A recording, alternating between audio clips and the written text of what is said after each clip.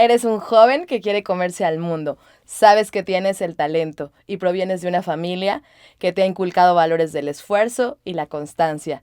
Sin embargo, un día no sabes si seguir estudiando ciencia política en la UAM Iztapalapa y al otro ya estás cursando otra carrera en la UNAM. Un viernes cualquiera estás mesereando en las pizzas de tu barrio y al siguiente viernes de mochila al hombro por Europa. Hoy en México y mañana al otro lado del mundo en tu día a día dando clases en Japón. Esta es la historia de Horacio. Quédate a descubrirla en este episodio. Yo soy tu amiga Fabiola Bautista y esto es Se Buscan Sueños. Todos buscamos un espacio donde las heridas se convierten en alas y los tropiezos en impulso, donde hablar sin filtros y con el corazón en la mano es bien visto, donde no debe ser perfecto, simplemente ser real, en donde celebremos las historias que nacen en la adversidad y florecen por la esperanza, donde los que han caído, llorado, dudado, encuentren eco, pero sobre todo para los que siguen buscando sus sueños con todo y miedo. Bienvenidos a Se Buscan Sueños, donde encontrarás un refugio para soñadores incansables, luchadores silenciosos y almas valientes. Hola comunidad de soñadores, sean bienvenidas y bienvenidos a este capítulo. Es un episodio, la verdad, muy personal porque hoy me acompaña no solo un colega, sino, pues bueno, entre todos los títulos que merece, creo que el que le hace más honor es que es mi amigo, entrañable desde hace más de 20 años y bueno, su presentación no requiere muchos títulos. Es un viajero, un soñador, un apasionado, un creativo, un intenso que no sabe quedarse quieto, que además habla 5 idiomas, es maestro y pues bueno, pasa su vida entre México y Japón. Así que bienvenido, amigo Horacio. Gracias, ya te balconeé aquí que eres intenso, pero en el buen sentido de la palabra. Así que muchas gracias por estar aquí hoy. Ay, muchas gracias a ti por invitarme. Yo soy el más feliz al estar aquí porque he visto todos tus capítulos. Sí, además tengo que decirlo, agradecerte y reconocerlo aquí con la comunidad, que fue de nuestros primeros suscriptores, que nos echó ahí la porra para seguir viendo pues todos estos capítulos, nos dio por ahí sus tips. Él también es un creativo porque pues bueno, hace muchas cosas también para las redes sociales y bueno, gracias por todo ese coaching, amigo. Y pues bueno, ¿qué más podemos decir de Horacio? ¿Cómo te gustaría que esta comunidad de soñadores también sepa de ti? Pues yo estoy trabajando como coordinador de profesores de inglés en Japón y vengo a México 3 veces al año. Eso es lo que estoy haciendo actualmente. Oye, y bueno, aquí yo lo contaba en la intro, pues que nos conocemos hace más de 20 años, porque ¿qué hace un politólogo en Japón? Bueno, que al final nos conocimos siendo colegas, pero tú elegiste otra carrera. Cuéntanos un poco de esta situación. Ahora sí que háblanos de tu juventud, de esos bellos momentos en los que nos conocimos. A los 18 que empecé la carrera contigo, como mi madre es maestra de inglés, me sugirió que yo también tomara el curso de profesor de inglés, aunque no me fuera a dedicar a eso. Pero yo estudiaba y trabajaba al mismo tiempo, entonces estudiaba contigo y en ratos libres a veces era mesero y luego empecé a dar clases de inglés y ganaba más como maestro de inglés y me seguí toda la carrera. Entonces desde que empecé hasta que terminé siempre di clases de idiomas y me terminé dedicando a eso y no a la carrera. Oye, qué bien, pero al final en este encuentro y de pronto de sueños, recuerdo muchísimo que una de tus pasiones también siempre fue viajar y que como bien lo dices, mesereabas en un viernes, pero al otro estabas dando el trip en Europa, viajando por el mundo. ¿Cómo ha sido ese sueño? ¿Te lo planteaste alguna vez? Yo quiero dedicarme a viajar. ¿Cómo fue construir ese sueño de los viajes? Ese sueño nunca fue mío, fue de mi abuela. Mi abuela, a pesar de que no hablaba inglés, viajó por más de 30, 40 países, no lo sé. Y mi madre, que sí habla inglés, viajó a la mitad de esos países. O sea, mi abuela fue a África, fue a Islandia, a los glaciares, estuvo en África, Canadá, Sudamérica, por todos lados. Mi mamá también, pero menos países. Y luego yo, menos países. Entonces, realmente yo nunca quise viajar. Mi primer viaje fue a los 19 y fue porque mi madre me obligó a irme 3 meses a Europa.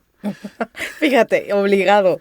Qué cosa. Sí, yo no quería, yo era muy responsable y dije, mamá, yo no puedo dejar mi carrera. Y me dice, sí, sí puedes dejar un trimestre, porque en la UAM, como no son semestres, son Son trimestres, trimestres. es un poco menos. Me dice, dejas un trimestre y te vas a Europa 3 meses de mochilazo. Y yo, ¿pero por qué? Y en su momento no lo entendí porque ella no me lo explicó. La respuesta llegó después. Entonces, ese fue mi primer viaje. Qué bien. ¿Y a qué lugares era, sí, un sueño plantearte? Todos tenemos como un espacio o un lugar donde decimos, yo quiero conocer, que nos atrae esa cultura, no sé, esta situación que a veces tienes como de una afinidad con una cultura, con un país, con la gente. ¿Cuál ha sido tu sueño cumplido de viajes? Bueno, mi madre me obligó a estudiar francés desde la secundaria. Entonces, una de las paradas principales de este viaje en Europa era Francia. Pero a mí me llamaba más la atención Italia por la comida, la música, el idioma. Entonces, antes de irme a Europa, me puse a estudiar un poco italiano, yo solo, sin clases ni nada. Y como es muy similar al español, no me fue tan difícil comunicarme en Italia. Entonces, mi pasión fue Italia. Y como complemento de mis estudios, Francia. Oye, y ahora que tenemos a esta comunidad de soñadores que seguramente debe estarse preguntando como yo, ¿cómo hacía un joven estudiante? Digo, nos estás contando que estos sueños tan bonitos de tu abuela, de tu mamá, con su apoyo creo que se logran muchas cosas, pero una de las limitaciones principales para que de pronto uno haga estos sueños de viajar, pues tienen que ver con los recursos. ¿Cómo hacías, además de trabajar de día a día, para lograr pues irte de mochila o cómo era esta planeación de tus viajes? Sí hay que ahorrar, ¿no? Entonces, una vez que tienes un viaje en mente, lo primero es ahorrar. Y luego el gasto más grande yo creo es el avión. Pero hay varias formas de conseguir boletos más baratos. Estos boletos los venden los trabajadores de la aerolínea, ya sean pilotos, sobrecargos o gente en tierra. A ellos les dan como prestación el boleto que se llama Sublo, donde solamente pagas más o menos el 10% del precio del boleto, pero no tienes un lugar asegurado. Así que a mí me ha tocado, por ejemplo, esperar 2 semanas. Bueno, no esperar, ir al aeropuerto diario a ver si me puedo subir al avión y no te subes. Te dice, no, trata mañana y otra vez y otra vez y otra vez. Así 2 semanas he tenido que esperarme. Pero bueno, en lugar de, por ejemplo, un boleto ahorita a Japón está más o menos en 30, 40 mil pesos. En lugar de pagar eso, pagas menos de 10,000. Entonces ahí ya te ahorraste el avión. Y para ahorrar estando allá, evitar restaurantes, solamente supermercados, ¿no? Entonces la comida puedes ahorrar mucho. En dónde te quedas también es una buena manera de ahorrar, ya sea con conocidos de conocidos, proyectos de voluntarios, el hostal más barato que encuentres. En mi caso yo estuve en varios campamentos internacionales de voluntarios. Algunos son gratis, algunos pagas muy poco, por decirte algo, no sé, 5,000 pesos por 2 semanas, pero ya te incluye el hospedaje y la comida. Entonces yo lo que hice en Europa fue 2 semanas en estos proyectos y 2 semanas por mi cuenta. Y así ir organizando. Bueno, al final los cuentas y parece que estos viajes ninguno puede ser como de la improvisación, pero sí de mucha constancia para lograrlo. Dice por ahí este explorador Humboldt que los viajes son el mejor remedio para la estrechez de mente porque te abren por completo. ¿Podrías contarnos como una de tus anécdotas o de una vivencia que haya hecho que te transformaras en algún sentido con uno de estos viajes? Bueno, puede ser, por ejemplo, en Italia, estábamos un inglés, una japonesa y un chico de Francia. Nos fuimos a caminar cerca de la cabaña en el bosque, en la montaña donde nos quedábamos. Entonces nos vamos y queríamos seguir caminando, entonces dijimos, hay que caminarle un poquito más. Al tratar de regresar, como que nos abrimos y pasamos el campamento, porque pues realmente no era ni pueblo, o sea, había una cabaña en la montaña, entonces pues la pasamos y nuestra excursión de 1 o 2 horas se transformó en una excursión de más de 12. No inventes. Sí, afortunadamente yo sí llevaba un poco de dinero, los demás no.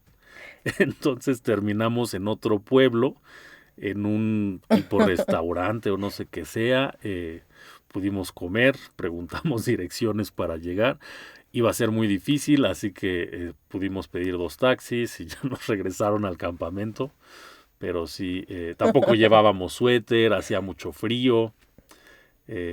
La chica de Japón era la más chica, pequeña de edad, tenía como 18, nosotros ya 19, 20, 40. Entonces ella llore y llore y fue un momento difícil, pero no pasó nada. Pero bueno, ahora ya te recuerdas como de pasar cruzas una línea y estás en un lapso de tiempo. Qué padre anécdota. Oye, y otra anécdota que pudieras contarnos como de estos encuentros con estas personas, con otras culturas, que te haya marcado la historia de algún compañero de viaje o de estas experiencias que nos comentas. Bueno, más adelante yo regresé a México y ahora yo era coordinador de estos grupos de voluntarios. Entonces yo era el único mexicano en México con 10 o 20 extranjeros. Entonces yo casi siempre era el único que hablaba español, ¿no? Y nos íbamos a Oaxaca, Guerrero. Entonces no sé qué es lo que pasa.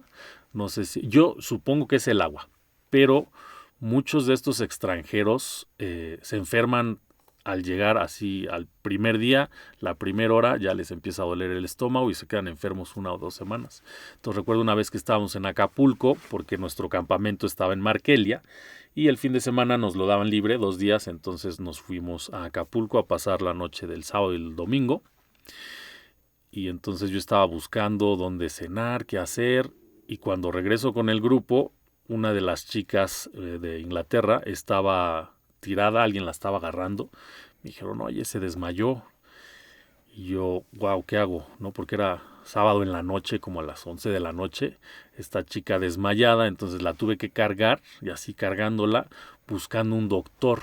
Y afortunadamente en uno de los hoteles nos informaron que sí tenían doctor 24 horas, obviamente iba a ser muy caro, pero eso no importaba. Entonces ya el doctor la revisó, le puso suero, el suero como que no entró bien, la sangre salpicaba, las demás chicas lloraban y le interrumpían al doctor, el doctor me decía, por favor sácalas que no puedo trabajar. Y pero bueno, la estabilizó y pasó la noche ahí. Y al día siguiente seguí enferma, pero ya no tanto. Entonces eso ha sido muy difícil porque no es la única vez que me ha pasado. En un viaje de vacaciones en Cuba, en medio de la nada, me tocaron la puerta así como a medianoche. Oye, ¿tú hablas inglés? Dijiste, sí. Ah, bueno, es que aquí hay unos americanos y uno se está muriendo y pues ayúdanos a traducir. Y entonces nos subieron un coche y fuimos a otro pueblo que estaba como 1 hora ahí en la madrugada. Él no hablaba nada de español, los cubanos de allá nada de inglés. Entonces tuve que estar en la madrugada, en urgencias, traduciendo lo del doctor con lo del paciente, que sí, ese sí estaba muy, muy, muy mal. Entonces es algo que me ha pasado varias veces con los extranjeros. Y cómo guardar la calma y cómo... Qué difícil, ¿no? Encontrarte con un proceso de que tú vas de viaje y cualquier cosa puede suceder. Sí, como voluntario es menor la responsabilidad, ayudas en lo que puedes, pero como coordinador sí recae 100% en ti, sobre todo cuando nadie más habla el idioma, ¿no? Hay muchos japoneses y coreanos sobre todo, que no hablan nada de inglés. Entonces con ellos no me podía comunicar, por ejemplo. Cuando eran italianos, franceses o de otros países era como más fácil. Entonces cuando uno de esos japoneses que no hablan inglés ni español se enferma en un pueblo en medio de la nada, sí es muy estresante.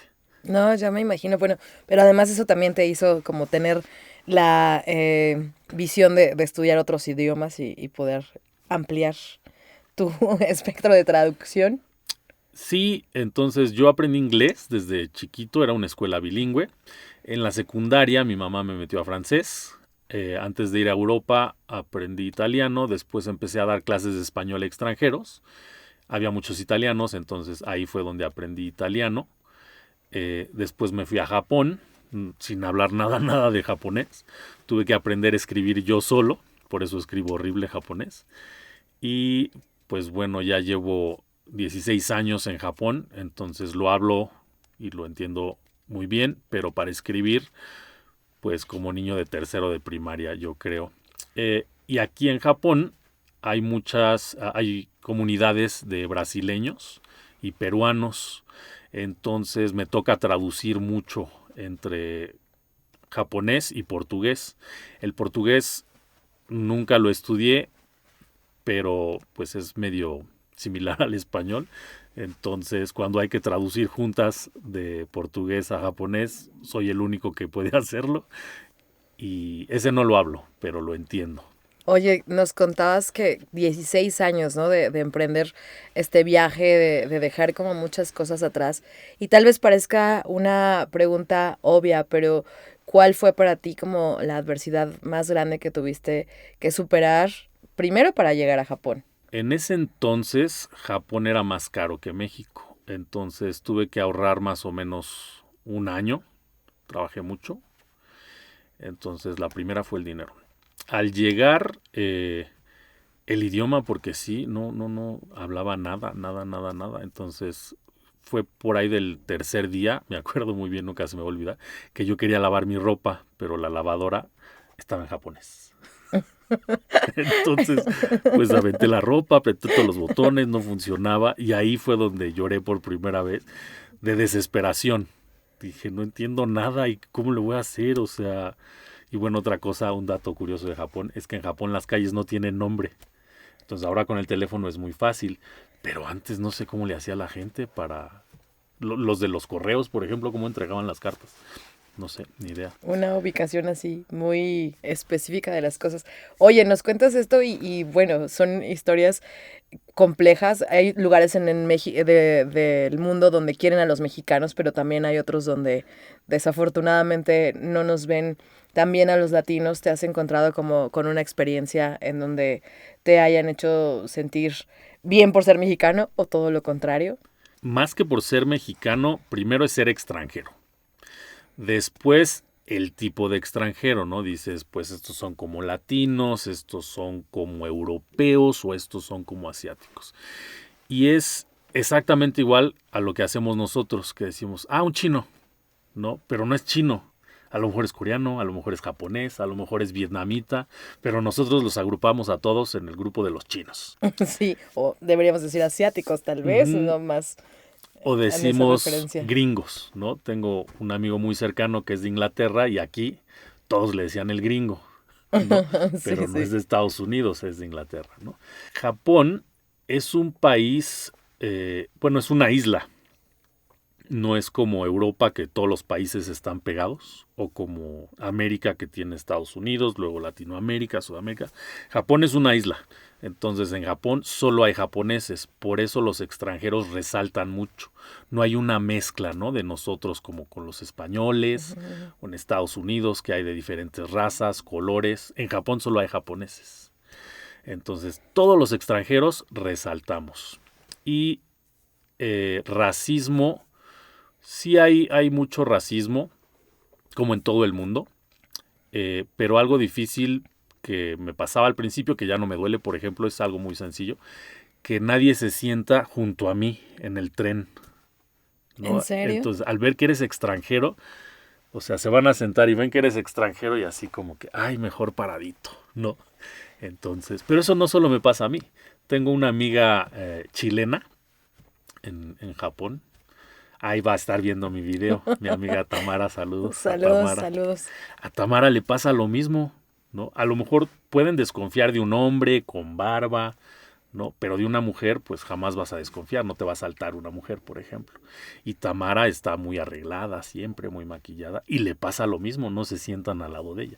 Entonces, cuando te pones a pensar en eso, dices, bueno, no es que me tengan miedo, sino simplemente es una especie de asombro, ¿no? Pero no es que le tengan miedo a Tamara y tal vez tampoco a mí. Qué complejo, porque además, como en esto de sostener pues la vida en otro país, ¿no? Es una dificultad y parecen cosas simples, pero al final es un encuentro de culturas. ¿Tú podrías contarnos como cuál ha sido la cosa que te ha sido más complicada adaptarte? Digo, no sé si solo la comida, porque yo lo pienso y siempre que voy fuera de México luego ando extrañando la comida y seguramente 16 años debe ser algo complejo. Una de las cosas más difíciles no es la comida porque es muy rica, sino la cultura en general. Por ejemplo, la basura. Aquí en México quieres que tu casa esté limpia, entonces barres para afuera, sacas la basura, ¿no? Con tal de que tu casa esté limpia, tu carro, ¿no? O sea, lo mío debe de estar limpio. Y en Japón es al revés. La calle, que es el terreno común, debe de estar limpio. Entonces no saco la basura, ¿no? A menos que la vayan a recoger. Pero la gente le da prioridad al grupo, cuando en México o en otras culturas, no solo en México, es al individuo. Entonces, cuando entiendes eso, ya es como más fácil todo. Yo cuando llegué no lo entendía y siempre era una especie de egoísta individual y chocaba mucho con todos los japoneses en la calle, en mi trabajo, en todos lados. Y ya que lo entendí después de, yo diría, unos 3 años o 5 o 6, no sé, fue que fue muy fácil vivir en Japón o aquí en México trabajar con japoneses. Y esto que nos dices, no solo de adaptarte, sino también de tus sentimientos, como nos contabas, ¿no? Bueno, ya ahora trabajaste superar que alguien no se sienta junto a ti, pero creo que no es la única adversidad a la que te has enfrentado o cómo has lidiado con ese proceso. De el trabajo, de dónde. De entender que tú decías que ahora ya no te duele que no se sienten junto a ti en el transporte, pero antes eso pues sí era algo que ponía como tus sentimientos en un tema de rechazo o de justo eso, de sentirte extranjero. ¿Cómo vas lidiando con ese proceso de adaptarte y de llegar a otro espacio y también hacerlo de alguna manera tuyo? Yo creo que todo está unido. Entonces, cuando no conoces ni la historia, ni la cultura, ni el idioma de un lugar, pues chocas. En mi caso, después de un par de años trabajando ahí, ya conocía la cultura laboral, lo social, el idioma, ya es más fácil, ¿no? Entonces, por ejemplo, yo ya podía decirle en ese entonces a un adulto mayor, por ejemplo, siéntese, ¿no? Y yo le daba mi lugar. O si veía yo a alguien que alrededor de mi estación, que conozco muy bien, porque es una estación grande donde hay como 20 líneas. Entonces, cuando yo veo a alguien así como perdido, yo me acerco y en japonés le pregunto, ¿necesitas ayuda? ¿A dónde vas? ¿No? Pues sí, casi, no diario, pero sí por lo menos 1 o 2 veces a la semana, ayudo a japoneses a llegar a su destino. Y extranjeros siempre, porque también es un lugar cada vez más turístico. Entonces, así ha cambiado.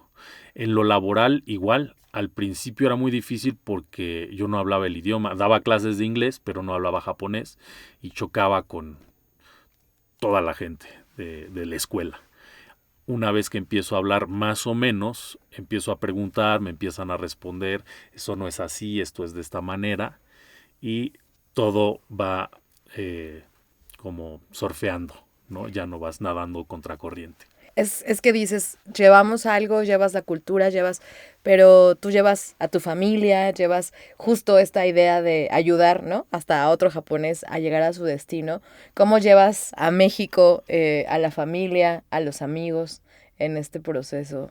Yo siempre fui como muy solitario, ¿no? Mi familia se iba los domingos a comer y por lo general yo le decía a mi madre, tráeme comida. Entonces se salían, regresaban como a las 5 y ya yo comía encerrado en mi cuarto. Entonces sí, como todo mexicano o todo latino, pues soy muy unido a mi familia, pero individualmente sí soy un poco aislado. Entonces es una de las preguntas más recurrentes en estos 16 años. ¿No extrañas a tu familia? Sí, sí, pero tal vez un poco menos que otras personas. Inclusive mi hermana, por ejemplo, porque mi hermana y mi madre eran como mejores amigas. Se prestan ropa, los zapatos no, porque es diferente talla, hacen todo juntas y yo no, ¿no? Yo como con mis cosas.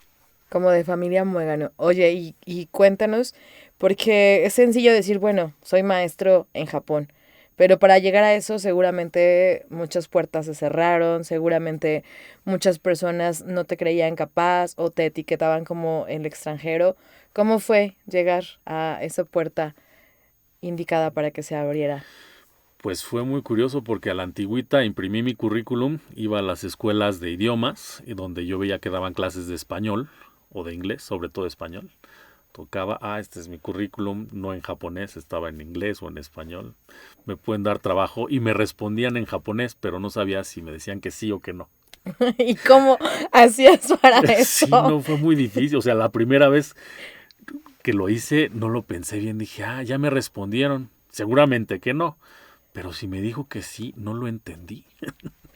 Oye, digo, seguramente nos están viendo personas que tienen tal vez esta idea de cómo me decido a tocar una puerta, cómo lo hago. Y tú haciéndolo en otros idiomas, ¿qué consejos le podrías decir a estos soñadores que tal vez no se atreven a justo tocar la puerta y vivir el sueño? Bueno, las cosas han cambiado mucho. Entonces ahora ya no es imprimir tu currículum y llevarlo, ya es mandarlo por internet. Y así fue como yo conseguí mi primer trabajo. El japonés que me habló hablaba inglés, entonces me citó para una entrevista, ya fui y ya me quedé. Entonces lo mismo aplica para cualquier otro país. Se puede ir por dos vías, bueno más, pero en general es por la vía del estudio, con las becas y te dan dinero mucho mejor. Hay lugares donde solo te aceptan, pero no te dan dinero. Puede que te den el alojamiento, entonces depende. Y de trabajo, entonces hay varias formas de irse.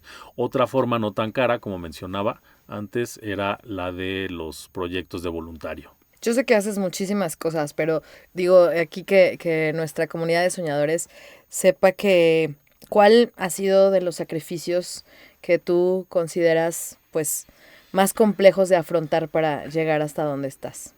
Bueno, mi tío, antes de irme a Japón, me dijo, me lo advirtió. Me dice, esta es una advertencia. Si tú te vas, México sigue y no se va a detener. El tiempo y el lugar no se congelan. Entonces, una vez que tú te vas de México, todo cambia, todo sigue y a todo me refiero todo. Desde tu familia al trabajo, a, no sé, jubilación, todo cambia. Y una vez que tú regreses, si regresas, va a ser muy difícil para ti porque, por ejemplo, tú y yo ya no vamos a tener nada en común. Y lo mismo te va a pasar con tus amigos. Y cuando quieras trabajar aquí, pues va a haber un hueco que tal vez puedas demostrar que trabajaste en otro lado. Pero fue la advertencia más grande que me dio. Y sí, es cierto, ¿no? Yo vengo de vacaciones a México y nadie tiene tiempo para verme, sobre todo tú. Pero Perdón, mi corazón. mi familia es igual, o sea, yo vengo de vacaciones y México no está de vacaciones, porque yo no vengo en las vacaciones de México, yo vengo en cuando yo puedo, ¿no? Curiosamente, el ciclo escolar en Japón empieza en abril y termina en marzo, entonces igual hay vacaciones, pero no coinciden. Entonces, sí, si yo regresara a vivir en definitiva en México, pues sí, los amigos verdaderos siempre los vas a tener, pero ya no hay esa cotidianeidad, ¿no? El día a día, lo que compartimos, ¿no? Este amigo de Inglaterra era uno de mis mejores amigos, trabajamos en la misma escuela como maestros de inglés los dos, ya se fue y ya muy rara vez nos escribimos porque ya no tenemos nada en común. pasar la vida como en estos encuentros es súper importante, pero al final tú mantienes tu raíz, o sea, sigues regresando a México y aunque pues en México parezca que muchas cosas están igual, también hay otras que cambiaron. Sin embargo, pues bueno, hay procesos complejos que hacen que todavía tengas que venir más y que yo creo que ese proceso en el que sabes que la vida puede ser un instante y que hoy te encuentras con una persona y que tal vez mañana con otra, no sé si te pase como a mí, pero justo es como esta permanencia de decir qué quiero sembrar en su vida y qué quiero que esta persona se lleve de mí. ¿Te ha pasado eso con las personas pues de otros países que seguramente te recordarán con tanto cariño como yo?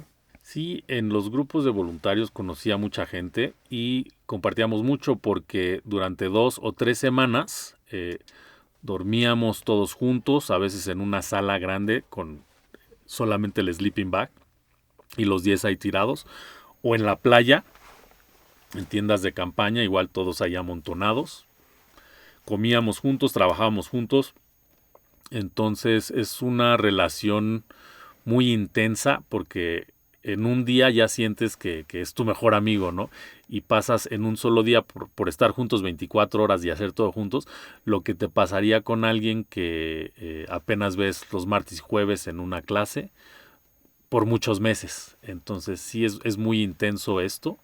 He conocido gente de todo el mundo, he hecho buenos contactos, buenos amigos. Han regresado a México, yo he ido a sus países a verlos o he mandado a mi familia a que se quede mi familia ahí, por ejemplo a Turquía.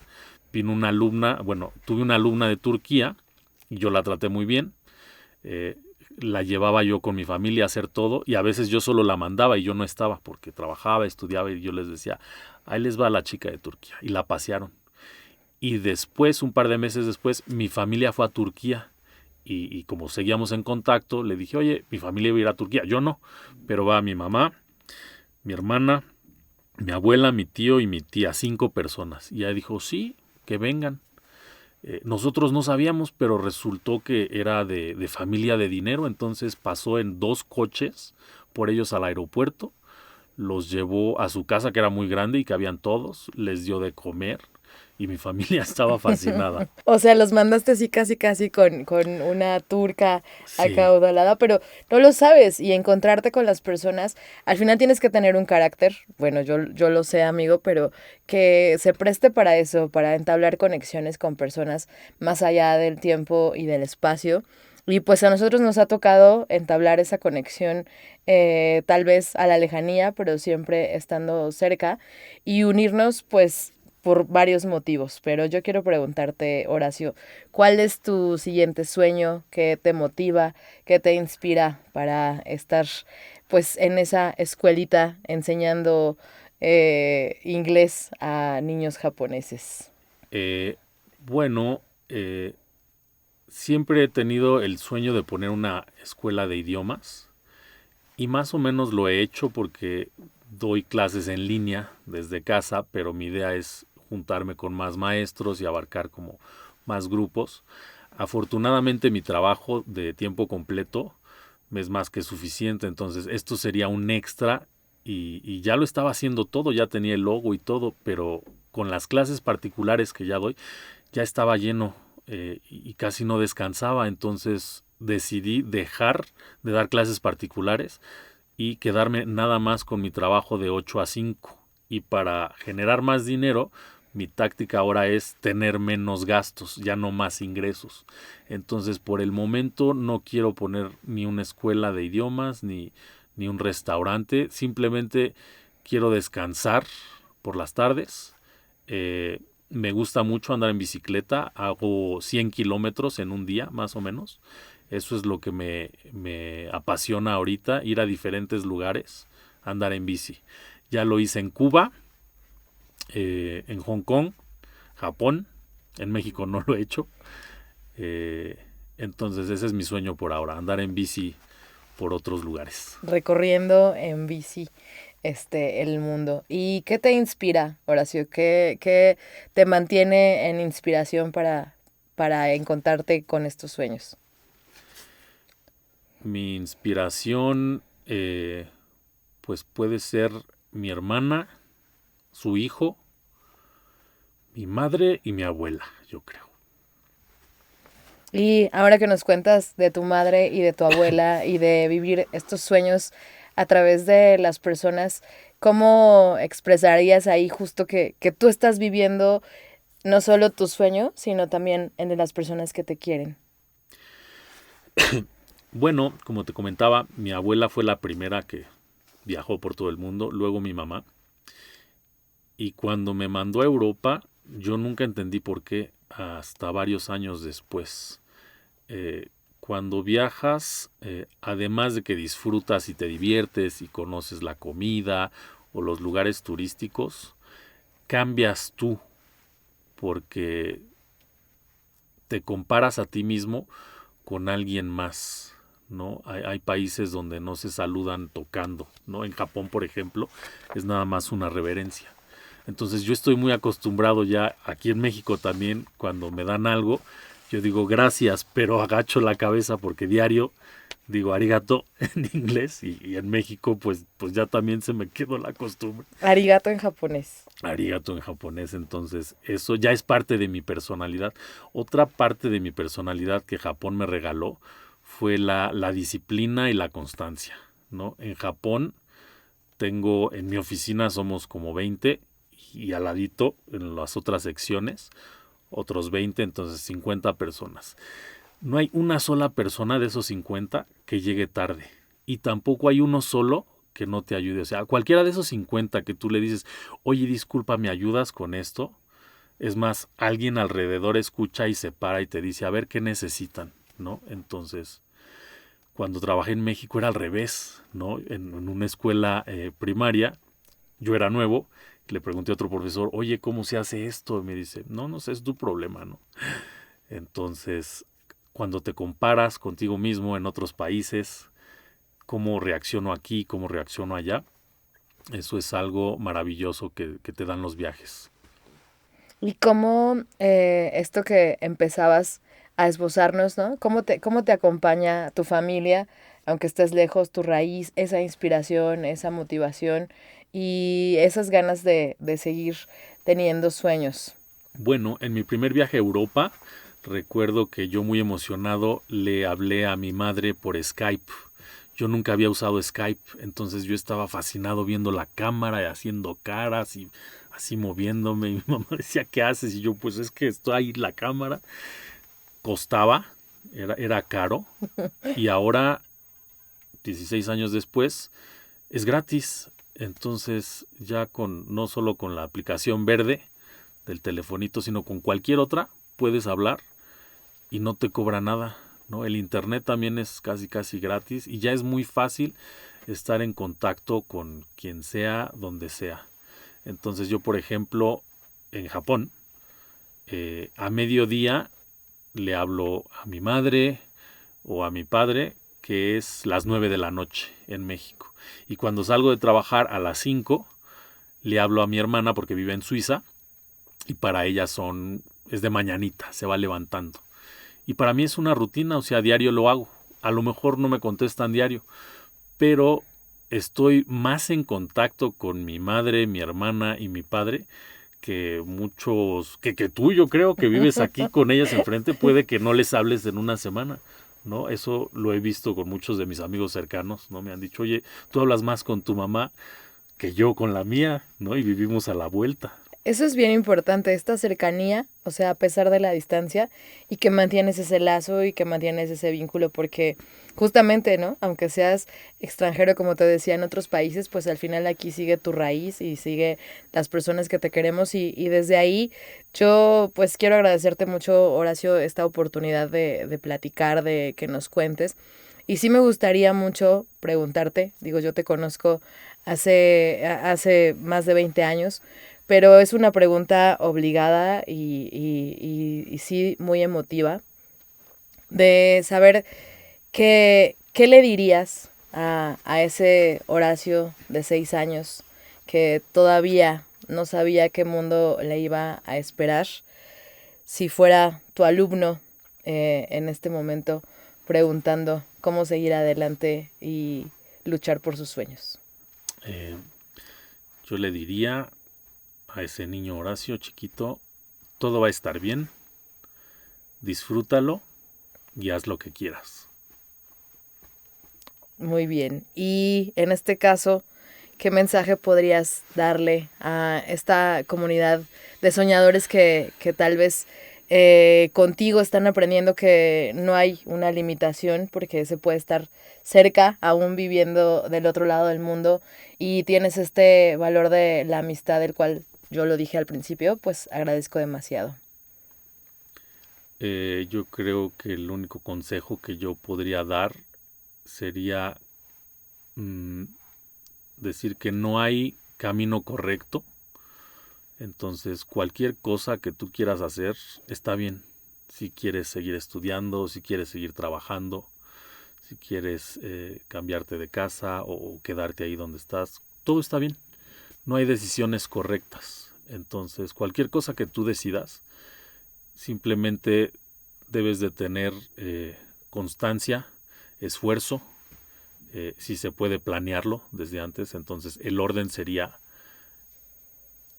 imagínate algo que quieras hacer, haz un plan, síguelo y no te detengas. No siempre se puede, pero sigue intentándolo, y cuando se cierra una puerta se abre una ventana. Horacio, y en esto que nos decías que tu mamá te mandó obligado a un viaje a Europa, y hoy, después de muchos años, pues dijiste que ya tenías la respuesta de por qué te mandó. ¿Podrías compartirnos eso, un poco de eso? Yo creo que mi mamá tampoco lo entendía bien, pero después de varios viajes, ella se dio cuenta que al viajar no solo se disfruta la experiencia nueva, porque eso es pasajero. Hay algo que queda de cada viaje que se vuelve parte de tu personalidad y pues te vuelve más fuerte, te hace más observador y te da más energía. Entonces esa fue la enseñanza que me dio mi madre sin decírmelo así.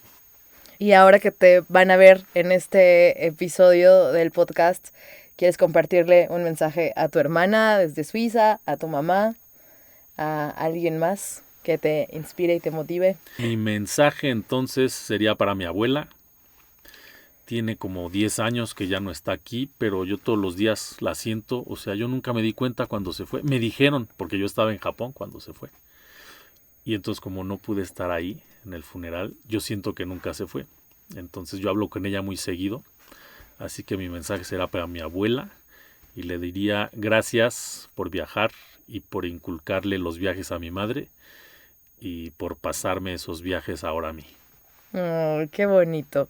Muchas gracias, Horacio. Y ahora, como queremos despedir este episodio, ¿puedes compartirnos así una frase de "se buscan sueños en Japón", en japonés, o un saludo, algo así para el público? Gambate kudasai, que significa échale ganas. Y otra podría ser gambarimashou, juntos echémosle ganas. Gambate Oh, kudasai, gambarimashou. esa me gusta. Vamos a echarle ganas. Pues yo tengo una manera para despedirte. Por ahí estaba mi despedida, justo acá. Y tiene que ver con estas frases. Mira, estamos conectados. Porque es un poema que me gusta mucho. Y bueno, pues es para despedirte, agradecerte, amigo, estar con nosotros el día de hoy en este podcast. Y justo se trata de eso. Si sobrevives, si persistes, canta, sueña. Es el tiempo del frío. Ama, apresúrate. El viento de las horas barre las calles, los caminos. Los árboles esperan. Tú no esperes. Este es el tiempo de vivir, el único. Siempre que lo leo me evoco a un paisaje japonés, y tú en tu bicicleta y cayéndote las hojas de ciruelo. Así que gracias, amigo, sigue soñando y ya sabes que bienvenido a México siempre. Gracias a ti. Gracias, pues nos vamos de este episodio que les dijimos que iba a tener por ahí muchas anécdotas. Por favor, suscríbanse, diles en japonés que se suscriban, que sigan este programa y que se sigan buscando muchos sueños, amigo, por favor. 自分の夢探してください。止まらないで毎日ずっと。Muchas gracias. Nos vemos.